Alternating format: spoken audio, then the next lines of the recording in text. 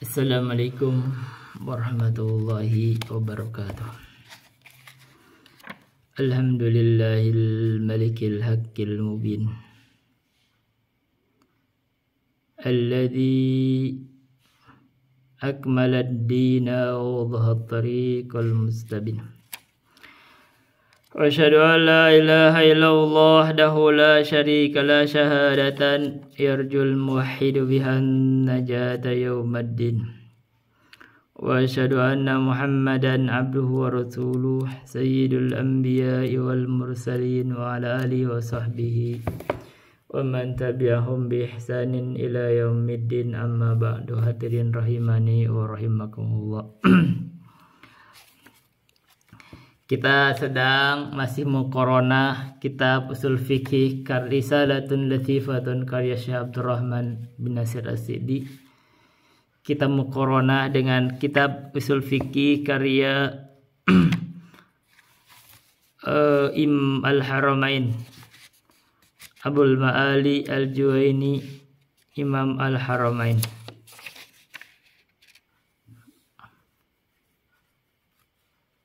Abil Ma'ali Abdul Malik bin Abdullah Al-Juwaini Asy-Syafi'i, yang beliau lahirnya itu 419 Hijriah, meninggal 478 Hijriah, jadi masih abad kelima.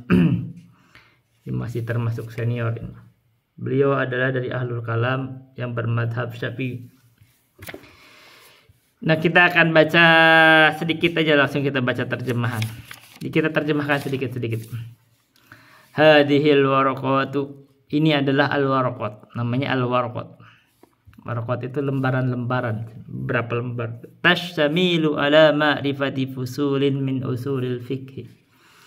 Kitab al-waraqat ini itu mencakup terhadap pengetahuan pasal-pasal di dalam usul fikih. Wadhalika, nah apa itu usul fikih? Wadhalika labdun mu'allafun min juz'aini mufradaini. Jadi usul fikih itu tersusun dari, setelah satu lafaz yang tersusul dari dua juz. Ada dua kalimat di situ. Bahasa kitanya dua kata di situ, yaitu usul dan fikih. Sekarang makna usul apa? Ahaduhuma usulun wal akharu al fiqh. Jadi itu usul fikih itu tersusun dari lafaz usul dan al fikih. Sekarang apa itu usul, apa fikih, gitu kan dijelaskan itu per kalimatnya, atau tiap kalimat itu bahasa Arab, kalau bahasa kita adalah per katanya. Fal aslu, asal artinya ma yubna alaihi ghairuhu. Ini disebut asal, bahasa kita itu adalah dasar atau pondasi. Asal itu artinya ma yubna alaihi ghairuhu, apa yang sesuatu itu dibangun atasnya.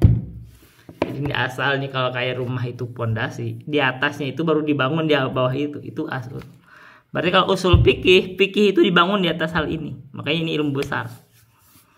Wal far'u, nah sekarang kebalikan dari asal itu artinya far itu asalnya ma yubna ala ghairihi. Jadi kalau far kebalikan dari asal kan itu asal itu kan pokok, far itu cabang. Nah, cabang itu kebalikan dari pokok, dari asal itu ma yubna ala ghairi, sesuatu yang dibangun di atas orang lain, di atas yang lain maksudnya. Kalau misalkan rumah, cabangnya itu tiangnya, asalnya pondasinya begitu. Nah, ini adalah al-fiqhi. Berarti sekarang fikih apa? Ma'rifatul ahkamis syar'iyyati. Jadi fikih itu adalah pengetahuan hukum-hukum syara'. Nah, itu yang disebut fikih adalah pengetahuan hukum-hukum syara'. Dari mana hukum-hukum syara' dapat itu? Allati tariquhal ijtihadu, yang jalannya hak itu kembali kepada ma'rifat ya.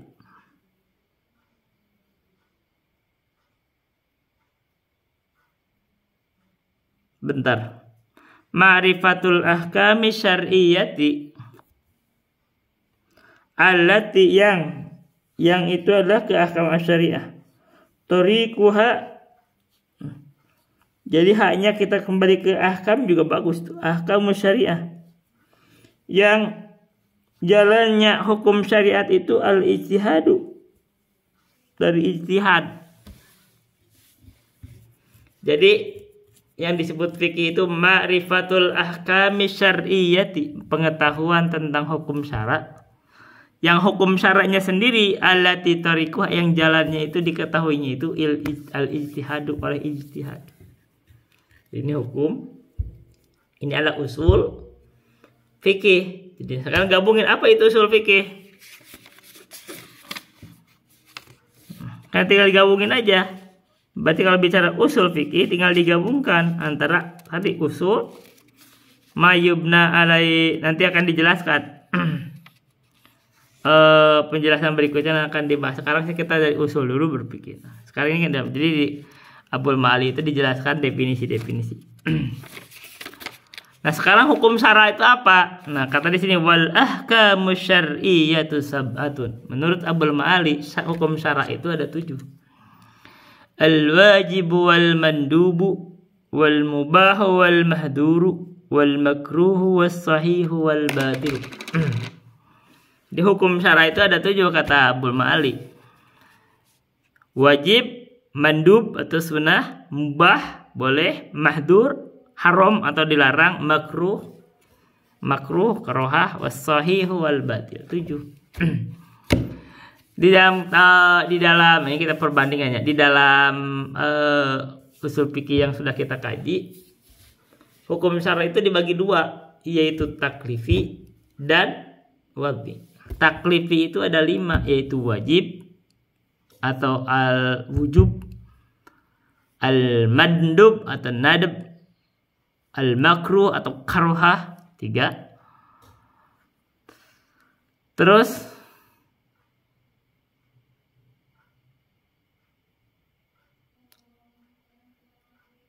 udah 4 tuh. Wajib, mandub, wujub, nadab, mandub, mubah atau ibahah, makruh atau karohah. Yang kelima adalah al-haram atau at-tahrim. Di sini sebutnya al-hadr, 5 terlarang. 5 yang taklifi. Yang wad'i itu ada beda-beda lain. Nah, wad'i itu ada sahih, ada batil, ada syarat, rukun. Syarat, rukun, mani, begitu. Banyak. Itu wad'i. Kalau di sini dipakainya itu begitu langsung 7. Langsung disebut 7 langsung. Ya, bisa dibagi 2 sebenarnya. Itu ada pentingnya pembagian bagi 2 itu karena nanti akan masalah bagaimana kalau orang itu misal sekarang anak kecil wajib nggak kena taklif, ini kan belum balik. Ya kalau dia taklif, hukumnya hukum taklifi, dia nggak kena ini. Tapi kalau hukumnya wad'i, dia anak kecil punya harta banyak, ya dia ada kewajiban zakat. Karena ini wad'i, begitu. Kalau wad'i itu tidak terkait kemampuan mukallaf, dia itu terkait sama keadaan. Keadaannya sudah ditetapkan oleh Allah. Nah, di dalam ulumul Quran, di dalam Safatul Zubat juga cuma disebut 7 juga. Ahkamu syar'illahi sab'un tuqsamu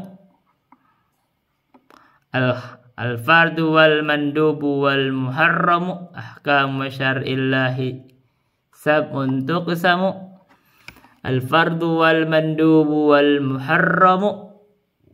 Marab warabi'ul makruhu thumma ma'ubih wasadisul batilu waqtim bis sahih falfadhu ma fi fi'lihi thawabu kada la tarikihil iqabu wa minhu mafrudun alal mukallaf wa minhu mafrudun alal kifayati karaddi taslimin minal jama'ati wa sunnatul mutabu man qad fa'alah walam yu'aqab imru'un in ahmalah wa minhum masnunun alal kifayati kalbadi bisalami min jama'ati amal haramu fathawabu yasulu ditarikin wa athimun man yaf'alu wa fa'ilul makruhi thumma wa fa'ilul makruhi lam yu'adzabi bal in yaku falimtithalin yusabi.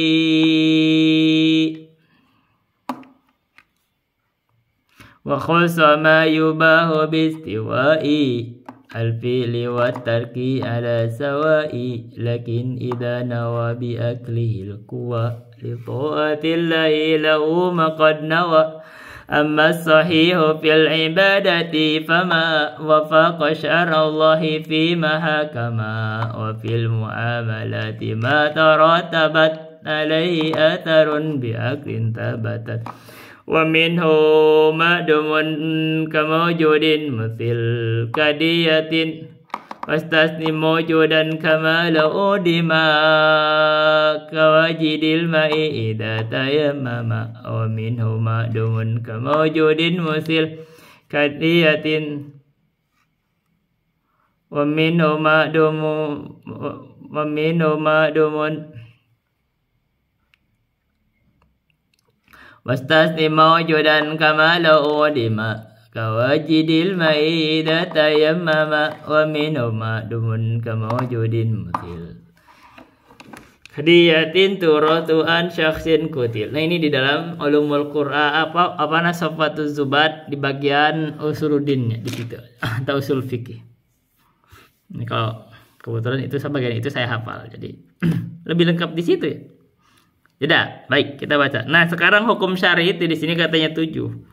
Al-wajib wal mandub wal mubah wal mahdur wal makruh was sahih wal batil. Nah, sekarang apa itu wajib? Wajib itu katanya ma yutabu ala fi'lihi wa yu'aqabu ala tarkihi.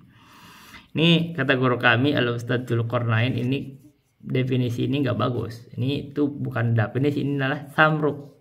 Samroh itu adalah buahnya dari orang mengerjakan yang wajib itu adalah ma yutabu ala fi'lihi wa yu'aqabu ala tarki.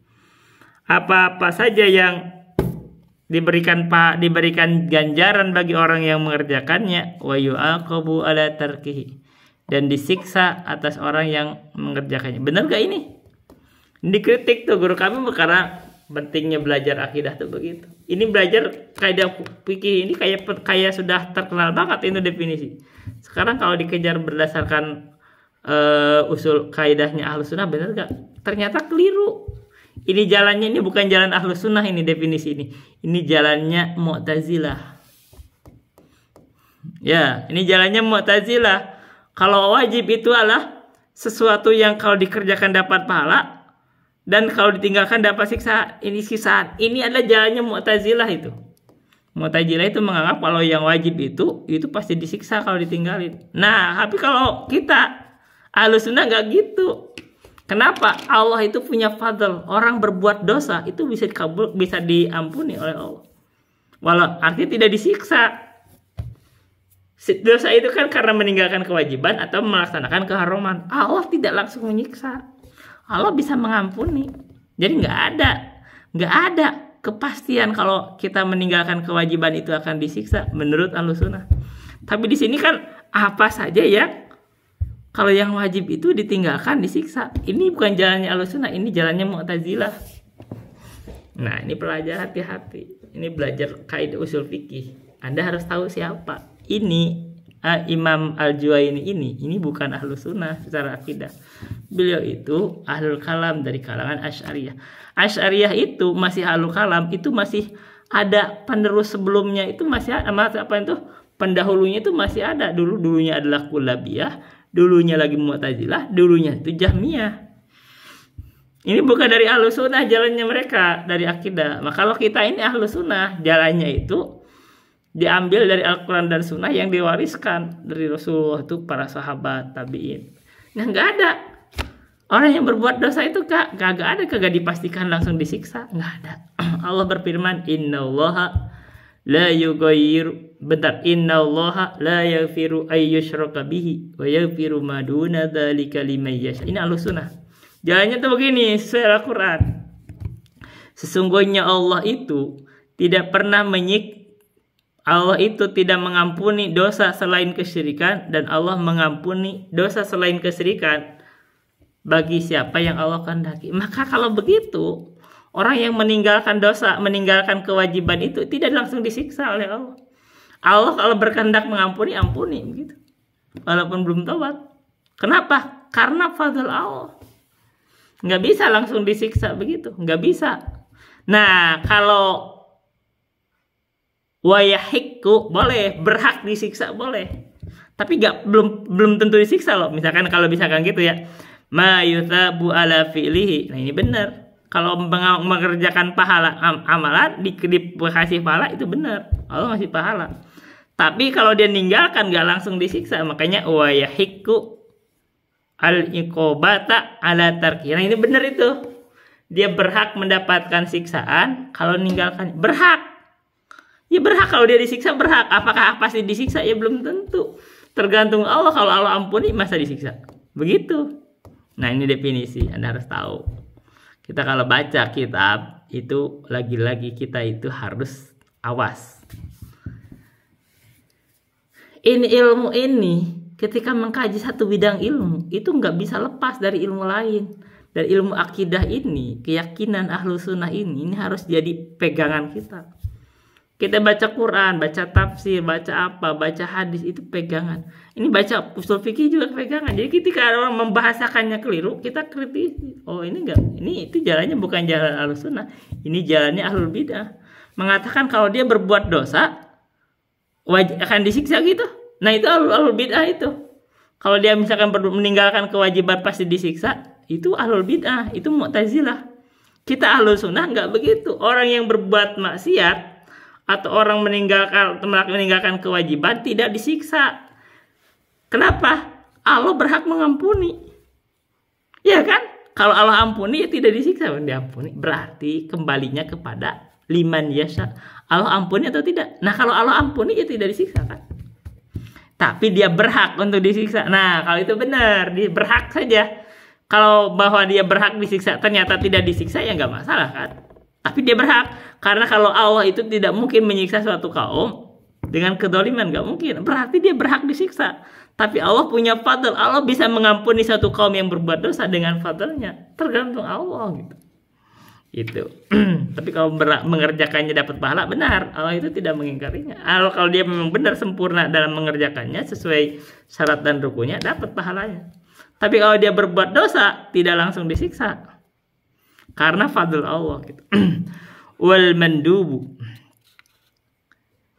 Nah, adapun yang sunnah adalah yang disebut sunnah itu ma yutabu ala fi'lihi wa la yu'aqabu ala tarkihi. Sesuatu yang diberikan pahala kalau mengerjakannya dan dia tidak disiksa kalau meninggalkan. Itu sunnah. Ditinggalkan kalau dikerjakan dapat pahala, ditinggalkan tidak berdosa gitu. Wal mubahu, mubah itu ma la yutabu ala fi'lihi wa la yu'aqabu ala tarkihi.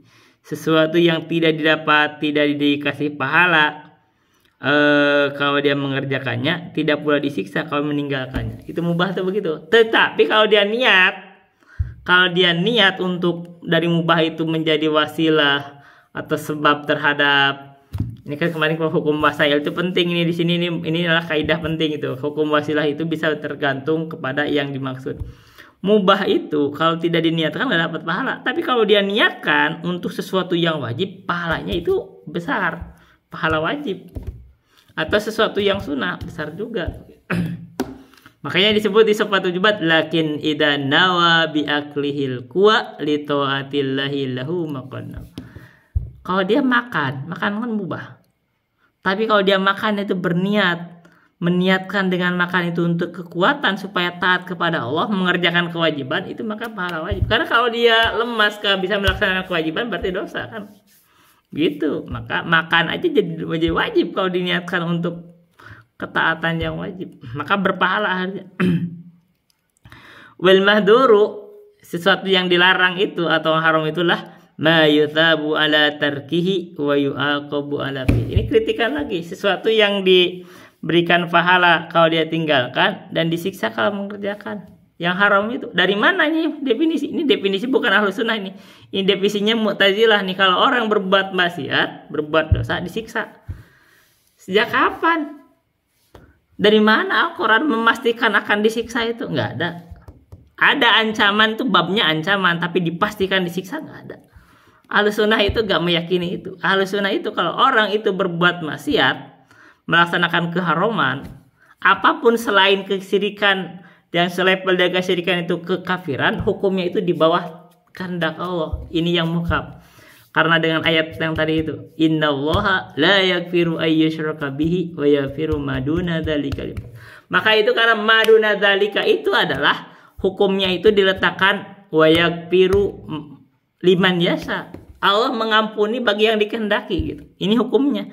Jadi kalau begitu orang berbuat maksiat itu melaksanakan keharuman itu, hukumnya itu di bawah kehendak Allah. Karena kalau dihilangkan di bawah kehendak Allah, berarti rigid gitu loh. Allah sudah tidak punya lagi hak prerogatif. Presiden aja, kalau Anda presiden itu diberikan hak untuk amnesti, rehabilitasi, dan apalagi Allah. Allah itu pemilik segalanya. Maka dia masih berhak. Dia itu memegang kendali, ada hak. Kalaupun orang berbuat dosa dimaafkan sama Allah. Jadi gak bisa langsung disiksa, hukumnya gak rigid begitu. Allah menetapkan begitu hukumnya. Gak, langsung. Enggak, Allah itu berhak untuk langsung mengumumkan ampuni kalau Allah kehendaki. Maka dikembalikan hukumnya itu kepada masyiah, kehendak Allah di situ. Jadi orang berbuat dosa apapun selain berkesyirikan. Sekarang kalau kesyirikan gimana? Makanya pentingnya orang diingatkan dengan kesyirikan itu. Kalau orang sudah jatuh kepada kesyirikan, Allah sudah tidak akan ampuni. Kalau dia meninggal dalam kesyirikan maksudnya.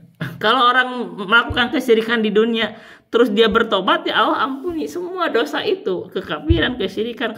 Kalau dia bertobat di dunia, diampuni oleh Allah.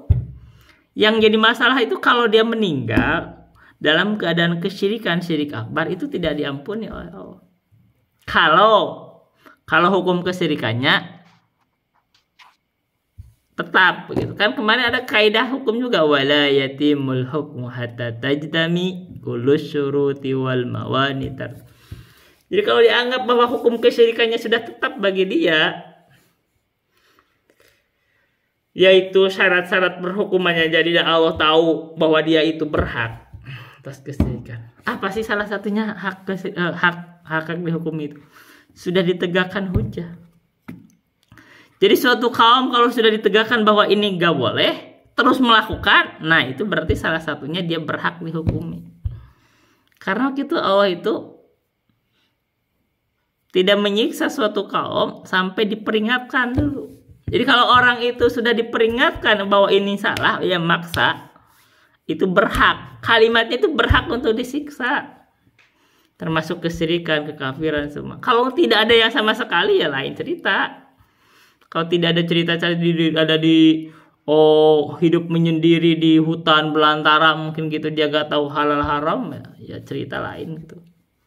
Tapi kalau hidup di tengah kaum mukminin, ya itu kan ada yang ngajarin artinya. Kalaupun misalkan dia nggak tahu, kenapa dia nggak bertanya? Nah ya apalagi kalau misalkan udah dijelasin juga, yang ada malah bukan mengikuti pengajiannya itu. Ya itu apalagi itu dosanya. Maka itu berhak untuk disiksa gitu loh. Hati-hati. Ketika satu ustadz datang itu, satu kaum itu, apalagi lahir ustadz dari kaum tersebut, itu artinya sedang penegakan hujah. Kalau dia tidak mau mengikutinya, apalagi mendustakannya begitu, itu berhak. Kalimatnya hanya berhak untuk disiksa. Apakah dipastikan disiksa? Tidak. Kenapa? Itu semuanya kembali kepada tahta masyiatillah, di bawah kehendak Allah gitu. Itu haram itu. Haram itu semua yang haram. Kalau dia belum bertobat itu, kalau dia bukan kemusyrikan dan selevel kemusyrikan itu kekafiran, meninggalnya itu tidak sampai musyrik gitu, tidak sampai murtad gitu maksudnya, maka dia itu di bawah kehendak Allah. Apapun dosanya. Kalau Allah ampuni lagi gitu, kalau Allah ampuni, berkehendak diampuni. Kalau Allah berkehendak disiksa itu artinya dia ini harusnya nih wal mahduru, atau yang diharamkan itu ma yuthabu ala tarkihi wa yahiqqu al iqabata ala fil. Ini benar ini kalau begitu. Jadi ma yuthabu ala tarkihi, sesuatu yang dia itu dapat pahala kalau dia tinggalkan, itu benar, dapat pahala kalau ditinggalkan. Wa yahiqqu al-iqobata ala fi'li, berhak siksaan kalau mengerjakannya. Ini benar, berhak. Namanya hak itu berhak ya. Kalau ternyata tidak jadi ya itu bagus kan, dia berhak disiksa terus tidak disiksa, bergembira kan, bergembira. Nah artinya Allah itu berhak menyiksa suatu kaum, tapi kan Allah tidak butuh untuk menyiksa suatu kaum. Ketika kaum itu hak disiksa sama Allah tidak disiksa, itu adalah fadl Allah untuk kaum tersebut gitu. Tapi kalau suatu kaum sudah dijanjikan pahala, Allah pasti tunaikan. Jadi kalau babnya bab pahala, Allah tunaikan sudah. Tapi kalau babnya bab siksaan, itu di bawah kehendak Allah, masih bisa mengampuni. Tapi kalau nanti kehubungannya syafaat ya, orang itu kadang kan walaupun berbuat dosa kan bisa diberi syafaat. Makanya tidak penting, Anda itu harus tahu syafaat. Salah satu memberi syafaat itu adalah teman-teman baik. Bahwa kalau Anda ini berteman sama orang-orang baik, itu di akhirat itu bisa ditolong kok. Sama orang yang teman-teman baik ini. Kalau kamu di dunia itu berbuat baik sama orang-orang yang baik itu, bertemanlah, tidak menjadi musuh, itu malah bisa ditolong.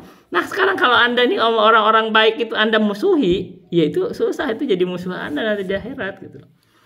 Tapi kalau orang itu berbuat dosa sekalipun, tapi Anda itu berteman sama orang-orang baik, ternyata orang-orang baik itu diberikan izin oleh Allah memberi syafaat, Anda mungkin dapat syafaat. Apalagi misalkan Anda kenal sama dia, teman dekat, saudara, misalkan tetangga. Makanya hati-hati Anda memusuhi orang-orang baik gitu loh. Yang ada nanti akan menjadi lawan Anda di akhirat, tidak menolong Anda, akan menjatuhkan Anda nanti di akhirat. Kamu begini, begitu. Hati-hati sama orang-orang baik. Allah itu akan membela orang-orang baik di dunia dan di akhirat. Makanya Allah berfirman gitu kan. Innallaha yudafi'u 'anil ladzina amanu fil hayatid dunya wa yawma yaqumul ashhad. Sesungguhnya Allah itu akan membela orang-orang yang beriman di kehidupan dunia dan ketika hari-hari di hari kiamat ketika saksi-saksi itu berdiri. Maka kamu jangan sampai kamu memusuhi orang-orang baik, orang yang beriman, orang-orang yang menegakkan ilmunya, wali-waliullah di muka bumi gitu. Sekarang kalau orang-orang yang berilmu ini tidak dianggap waliullah, siapa yang lebih berhak jadi waliullah di muka bumi? Anda harus tahu itu. Kalau orang-orang yang berilmu itu tidak pantas menjadi waliullah, kekasih-kasih Allah di muka bumi, siapa yang lebih berhak? Siapa lagi yang lebih berhak dibanding orang-orang yang berilmu gitu. Makanya orang-orang berilmu kalau dia sudah beramal dengan ilmunya, dia itu lebih berhak atas kewalian Allah. Karena itu Allah memperingatkan kepada orang-orang yang menyakiti wali-wali Allah. Allah berfirman, di dalam hadis qudsi itu, man adali waliyan faqad adantuhu bil harbi. Barang siapa yang menyakiti wali-wali kami, wali-waliku kata Allah, maka aku umumkan peperangan bagi dia. Anda sekarang bagaimana bisa hidup selamat kalau Anda diperangi oleh Allah? Maka ada perangnya Allah itu, Allah menetapkan membelanya bahwa wali-waliullah itu akan ditolong di muka bumi, akan ditolong di dunia dan ditolong di akhirat gitu. Makanya hati-hati Anda memusuhi wali-waliullah. Ketika wali-waliullah itu kriterianya itu alladzina amanu wa kanu yattaqun. Orang-orang yang beriman dengan iman yang lurus dan dia bertakwa, berusaha dalam ketakwaannya. Nah sekarang orang yang berilmu, yang mengamalkan ilmu, Anda musuhi begitu. Maka itulah Anda memusuhi wali-waliullah. Gitu.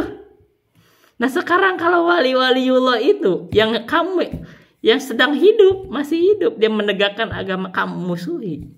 Terus kamu berharap akan bahagia gitu dunia dan akhirat, akan ditolong. Ya kita bilangnya ya agak sangat sulit. Harusnya itu di akhirat itu orang-orang baik itu orang-orang solih. Ya, solih itu artinya wali-waliul itu akan memberi syafaat. Tapi kalau Anda memusuhinya, di akhirat akan jadi lawan Anda itu. Gitu. Nah, itu kalau yang berbuat haram itu, kalau dia berbuat haram itu tidak langsung disiksa oleh Allah. Hanya saja dia berhak untuk disiksa. Sama, satu kaum ini ketika sudah diperingatkan, ada yang menjelaskan ini hal haram segala macam. Apakah akan disiksa oleh Allah? Tidak. Bahwa kalau misalkan dia melanggar, berhak disiksa. Bahwa Allah maafkan, bisa jadi Allah maafkan. Kalau Allah berkehendak, gitu. Ini aturan normalnya begitu. Nggak ada yang orang yang berbuat dosa itu langsung disiksa oleh Allah, nggak ada. Berhak disiksa, tapi ya kalau Allah tidak siksa, dengan rahmatnya, dengan fadlnya maafkan, ya terserah Allah gitu. Wal makruhu, adapun yang makruh adalah ma yutabu ala tarkihi wa la yu'aqabu ala fi'li. Makruh itu katanya apa yang kalau dia tinggalkan itu dapat pahala. Nanti kalau ditinggalkan yang makruh aja dapat pahala. Tapi kalau diamalkan tidak dapat siksa. Sekarang yang makruh aja kalau Anda tinggalkan itu dapat, harusnya Anda tinggalkan kalau anggap makruh ya. Anggap rokok itu makruh. Kalau Anda anggap bahwa rokok makruh, Anda tinggalkan dapat pahala. Apalagi kalau dianggap haram. Iya kan? Nah, sekarang kenapa Anda yang merasa jadi orang yang paling baik, merasa sebagai orang yang ahlus sunnah ke segala macam, merokok di mana-mana, di majlis ngebul. Ya kan, harusnya kalau Anda benar agamanya, ini kan indikasi aja kalau Anda benar dalam beragama, yang makruh-makruh Anda tinggalkan. Kenapa? Karena yang makruh aja itu ditinggalkan dapat pahala. Apalagi haram. Berusaha gitu loh, berusaha. Ya kalaupun jatuh, itu kadang-kadang jatuh itu kan lain. Tapi kalau terus sibuk dalam hal itu, maksudnya nyaman dengan hal itu kan masalah gitu, nyaman dengan kemakruhannya. Kalau orang jatuh di dalam keharaman kadang-kadang itu kan biasa, kadang-kadang maksudnya orang itunya tergelincir. Tapi kalau terus-terusan di dalam keharaman itu masalah pasti. Sama makruh aja, yang makruh kalau anggaplah makruh rokok ini haram. Kalau dia terus-terusan hobi, masalah. Tapi kalau orang jatuh sedikit dalam kemakruhan, sedikit-sedikit tergelincir misalkan gitu lah, ya itu yang haram tergelincir sedikit-sedikit, ya itu ditobatin. Yang gitu hukum bisa bertobat karena kan jarang. Tapi kalau dia terus-terusan, terus dia merasa sebagai kiai misalkan gitu, itu kan masalah, itu pasti ada sesuatu. Sekarang sahih itu adalah ma yata'allaqu bihin nufudu wa yu'taddu bi. Yang sah itulah ma yata'allaqu bi, sesuatu yang terkait dengan an-nufud, sah atau tidaknya sesuatu, lulus atau benarnya sesuatu. Wa yu'taddu bihi, dan dianggap. Wal batilu, dan yang batil adalah ma la yata'allaqu bihin nufudu wa la yu'taddu bi, sesuatu yang tidak terikat terkait dengan an-nufud, benarnya sesuatu atau terlulusnya sesuatu, tidak dianggap. Batil itu batal, bahasa kita batal. Sekarang kalau orang batal itu dia tidak dianggap gitu. Wudunya batal, tidak dianggap berwudu. Nikahnya batal, tidak sah, artinya batil nikahnya, tidak dianggap nikah. Artinya orang nggak boleh berjima dalam pernikahan yang batil, gitu contohnya. Nah, kalau dianggap sah nikahnya, berarti misalkan berjima dalam pernikahan itu nggak dosa karena dia sah nikahnya, gitu contoh. Nah, sekarang kita lanjutin wal fikhu. Apa itu fikih? Fikih adalah akhassu minal ilmi. Sebut fikih itu lebih khusus daripada ilmu. Kemarin fikih tapi ma'rifatul ahkami syar'iyyatil lati tariqai. Itu bagian dari ilmu. Nah, ilmu itu sendiri apa? Wal ilmu ma'rifatul ma'lumi ala ma huwa bihi. Ini kalau kata guru kami ini kurang pas. Kok ada ilmu, ada maklum, itu berarti dari satu akar kata kalimatnya.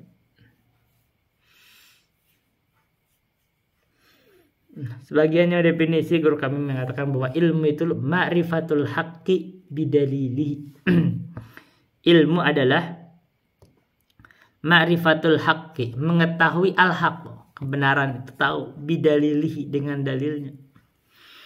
Dia tahu kebenaran dengan dalilnya. Apa yang menunjukkan bahwa itu benar? Itu tahu dalilnya. Baru itu orang berilmu. Wal jahlu, kebalikan dari ilmu itu adalah tasawwuru syai'i ala khilafi ma huwa bihi. Tasawwuru syai'i, mengerti sesuatu ala khilafi ma huwa bihi, tapi menyelisih hakikatnya. Ini apa? Inilah botol.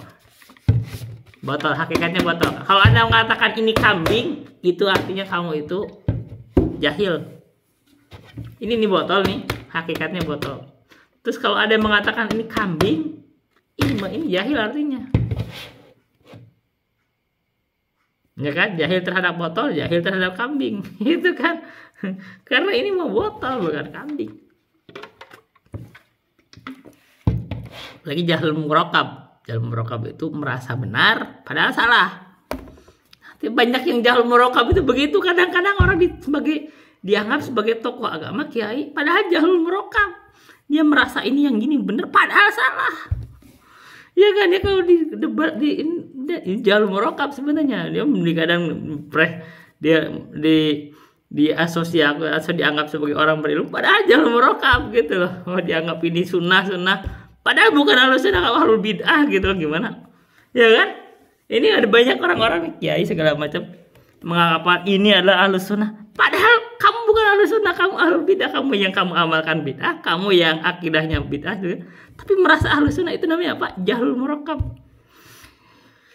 Jahal kebodohan itu ada yang murakab, merasa ini benar padahal salah. Bahaya banget. Wal ilmu daruri. Sekarang ilmu itu ada yang sifatnya daruri. Apa ilmu daruri? Malam yaqo an-nadharin wastidlalin. Ilmu itu yang terjadi itu tidak perlu dipikirkan gitu. Tidak perlu dipertimbangkan, nggak perlu wastidlalin, dan tidak perlu meminta dalil karena ini sudah nadhari. Contohnya kal ilmil waqi bi ihdal hawasil khamsil lati hiya as-sam'u wal basaru wasyamu wad-dhuku wal lamsu wa bitawatturi. Ilmu yang nadhari, ilmu yang daruri adalah seperti ilmu yang terjadi dengan ketika kita dengan indra yang 5. Misalkan kalau kita nih botol ini dipegang, oh ini nih ilmunya, ini daruri nih. Ini keras-keras. Oh, gitu. Tahu botol ini keras-keras. Kita lihat, kita dengar. Nah, kalau orang yang kita mendengar itu ilmu itu udah daruri. Kita lihat, kita cium, kita rasa, oh rasanya asin, misalkan kalau garam itu. Nah, itu ilmu daruri. Kita langsung sentuh, oh ini kalau apa ya, kita misalkan nih kenyal apa misalkan.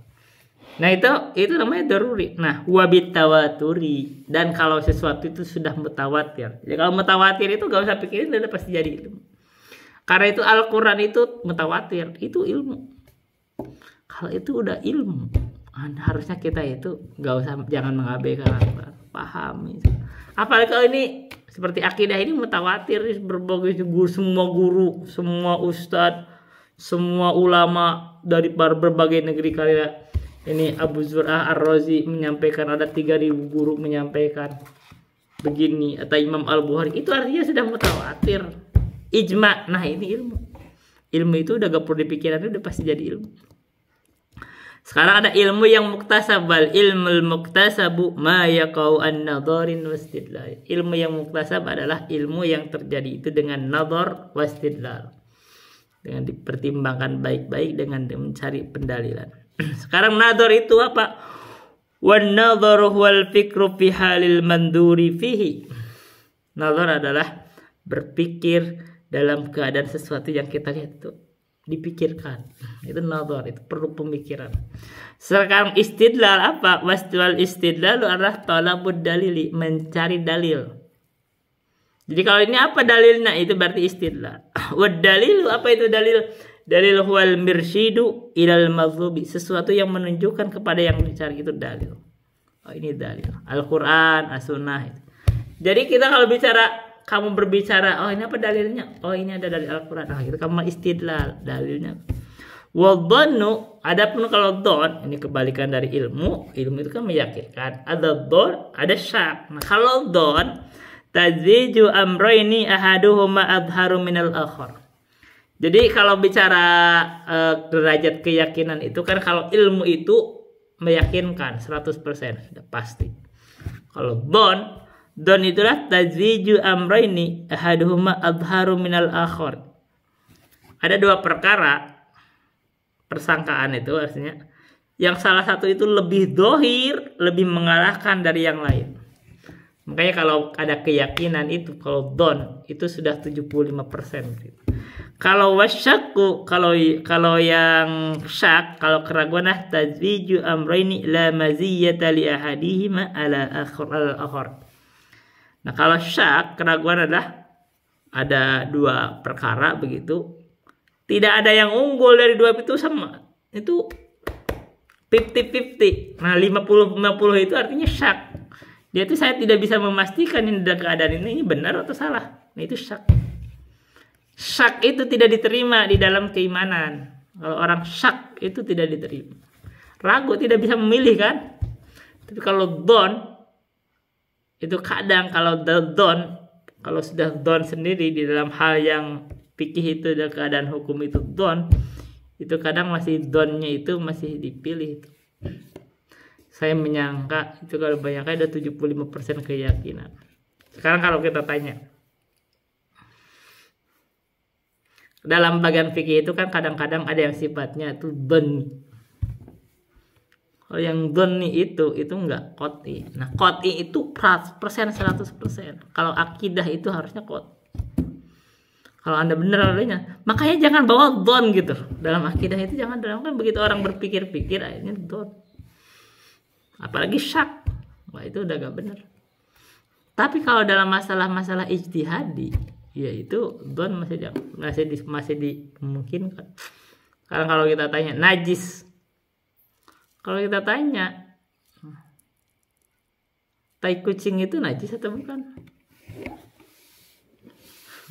Iya kan? Kalau ditanya tai kucing najis atau bukan, itu bisa masuk don. Walaupun nggak yakin, kita bisa ya udah, nggak sampai ke ragu ini najis, gitu loh. Tapi kalau orang menganggapnya nggak najis, ya mungkin begitu ya. Tapi hasil gitu, mungkin nggak sampai kot nih misalnya. Gitu. Kalau bagi saya sih,